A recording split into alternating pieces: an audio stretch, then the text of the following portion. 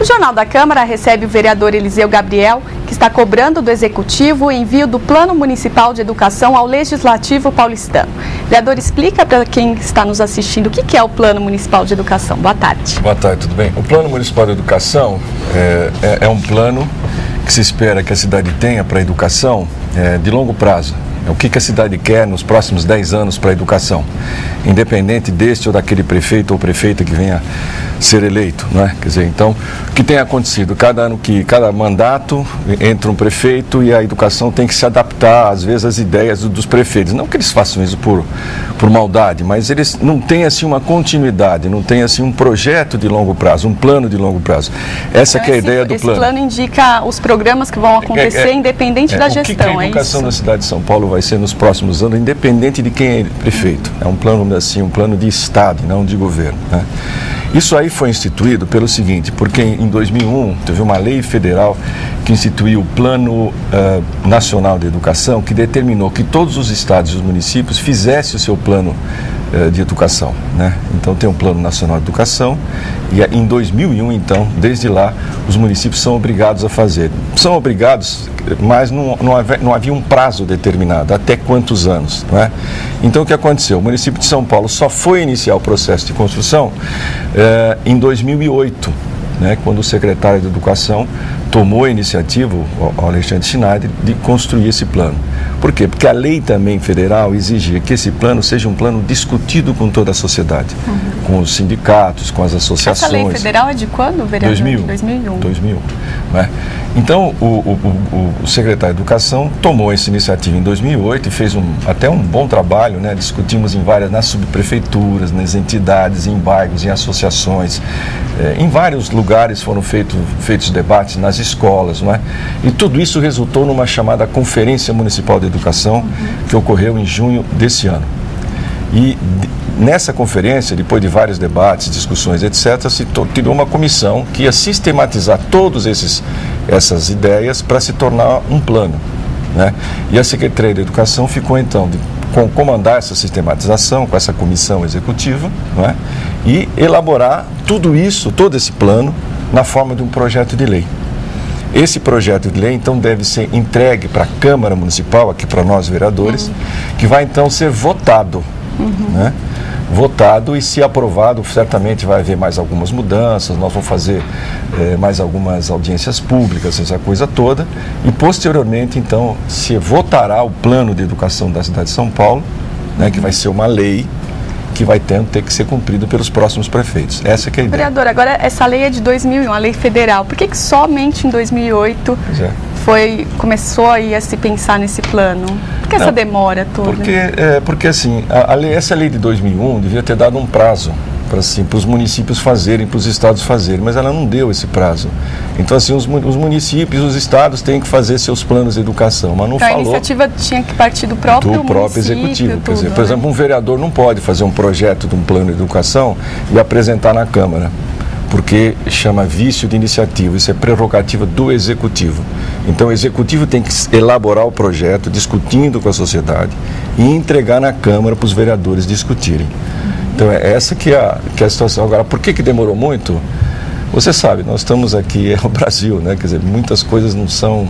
Ainda é uma organização política muito frágil ainda no Brasil, né? A democracia recente, mil problemas, né? Problemas não só políticos, problemas sociais, culturais, né? É um problema sério que a gente tem no país como um todo. Mas a gente espera... que eu fiz agora? Eu fiz um texto, fiz um ofício ao secretário de Educação. Agora o senhor está cobrando isso do secretário, olha, vou mandar esse plano, esse projeto de lei para a Câmara, porque a gente imaginava que em agosto, por aí, já deveria estar elaborado esse projeto de lei para ser entregue na Câmara. Ainda não foi. Então, eu mandei esse ofício e estou na expectativa de que o secretário de Educação envie para a Câmara esse projeto de lei. Agora, o senhor pode citar algumas propostas aí que devem constar nesse plano? Olha, devem constar muitas questões, né? Desde, por exemplo, o ensino profissionalizante, desde a educação integral, é uma coisa também que é muito discutida, um plano de carreira para os professores, por exemplo, né? Que os professores devem prioritariamente serem fixados numa única escola, em vez de ficar dando aula em várias escolas, até questão de número de aluno por sala, né? Que tipo de ênfase nós vamos dar nos currículos, né? Então são várias questões. O que a cidade de São Paulo almeja? Quais seriam os eixos de desenvolvimento da cidade de São Paulo para o futuro? Que tipo de cidade a gente espera que a gente vá ter nos próximos 10 anos? Então tem toda uma série de pressupostos e propostas que são muito interessantes para a cidade de São Paulo. Quais o senhor acha que deveriam ser as medidas aí a curto prazo, os principais problemas assim que deveriam ser resolvidos com mais rapidez? Eu acho que o grande drama que a gente tem na cidade de São Paulo é o desrespeito ao professor, né? O professor é muito desrespeitado e não é o caso da prefeitura, mas no caso do governo do estado, por exemplo, eles acham que, sem dizerem isso diretamente, eles colocam a culpa da má qualidade da educação pública no professor. Isso é um profundo equívoco, né? O professor faz parte de um grande sistema equivocado que está a educação pública no governo do estado. Na prefeitura já é um pouco melhor, mas mesmo assim tem muita coisa para melhorar. Uma das questões, eu entendo, que é justamente a valorização do professor. Isso é uma coisa importante, né? A fixação do professor nas escolas, o envolvimento da comunidade na escola, isso é muito importante, né?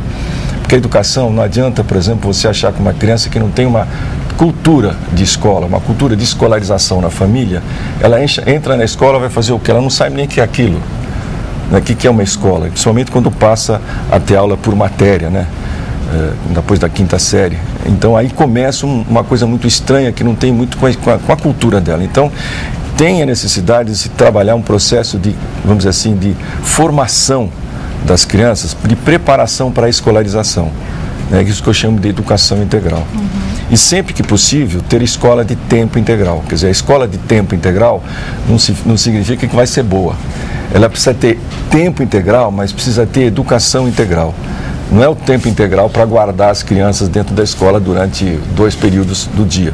Mas sim, a escola tem que ter tempo integral, mas com educação integral. Esse seria a coisa importante. Então são essas coisas, de uma maneira geral, que eu pensaria em fazer. E outra coisa importante, que os recursos para a educação são muito poucos. Embora a gente tenha a ilusão de que a educação tenha muito recurso, não é verdade, por incrível que pareça. A educação no Brasil tem muito pouco recurso, né? Quer dizer, enquanto os países do primeiro mundo, ou países mais desenvolvidos, gastam 10% do produto interno bruto, o Brasil gasta 3,8%, chega talvez a 4%, quer dizer, menos da metade do que deveria gastar proporcionalmente ao que arrecada.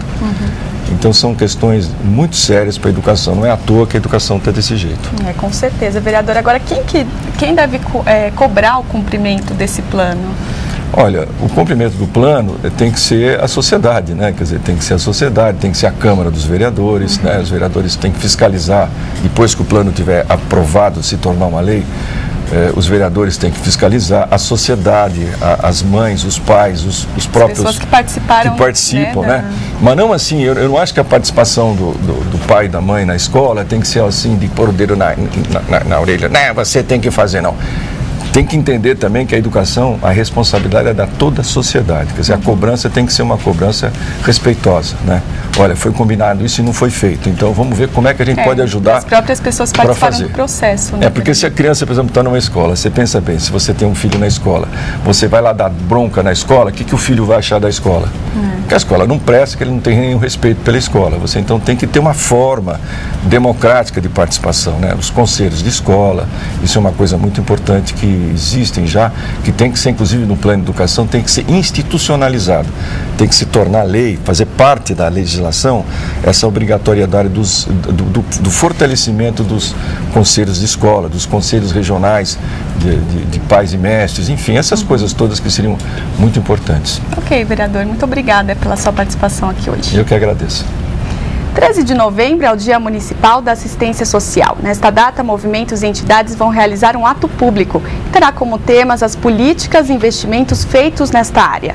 A organização do evento foi o destaque no encontro do Fórum de Assistência Social, que se reuniu nesta segunda-feira.